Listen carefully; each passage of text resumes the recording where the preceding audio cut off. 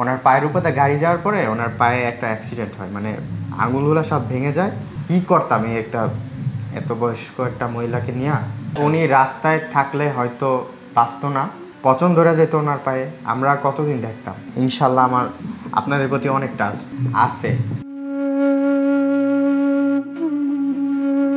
আমি গত 2 দিন আগে মহিলাটাকে দেখছি যে উনি বসে বসে টাকা গুনতেছে আর কি, টাকা গুনতেছে, প্লাস উনি কিনা মিনা সব কিছু খাইতে পারে। স্বাভাবিক মনে হয়েছিল। তো অনেকে পাগল মনে করতো, কিন্তু দেখতো যে না, উনি এমনিতে ভালো। তারপর গত রাত্রে ওনার পায়ের উপর দিয়ে ইউটার্নের নিচে ছিল, তো রাইখা চলে গেছে।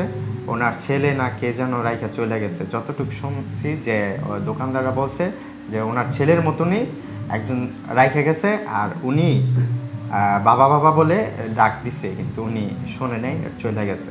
তো আমরা দেখি যে সকালে আইসা ওনার পায়ের উপরে গাড়ি যাওয়ার পরে ওনার পায়ে একটা অ্যাক্সিডেন্ট হয়, মানে আঙুলগুলো সব ভেঙে যায় আর পা মাঝখানটা কেটে গেছে। তো সকালে আমরা দেখছি, মনে করছি যে কেউ রেসপন্স করবো, কিন্তু কেউ রেসপন্স করে না।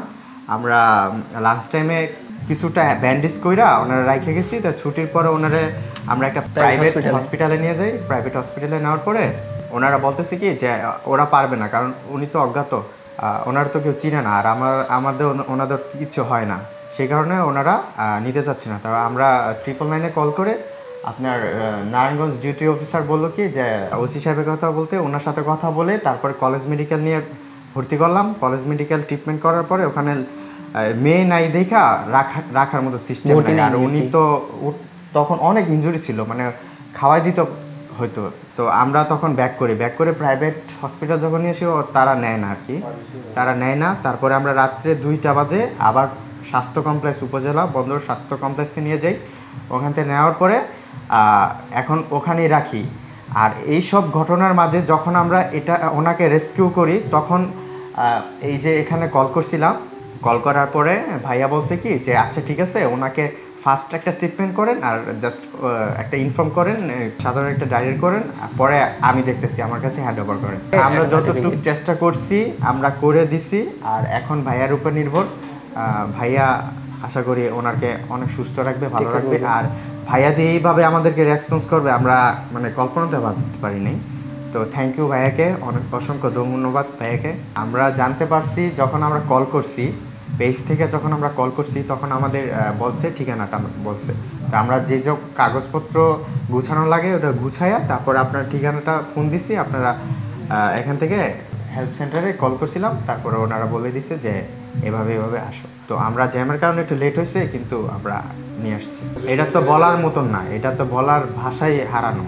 আমরা একজন যুবক, ঠিক আছে, আমরা ইয়াং জেনারেশন। আমরা এখন ওনারকে কি করতাম নিয়ে, কোন হসপিটালে রাখতাম? টাকা তো ম্যাটার না, টাকা আমরা পুরুষ মানুষ টাকা কামাতে পারব, কিন্তু ওনারে রাখবো কোথায়? একটা মেয়ে নাই, ঠিক আছে। যতটুকু আমাদের হেল্প করছে, আমাদের ফ্রেন্ডরা বান্ধবীরা যতটুকু হেল্প করছে ততটুকুই।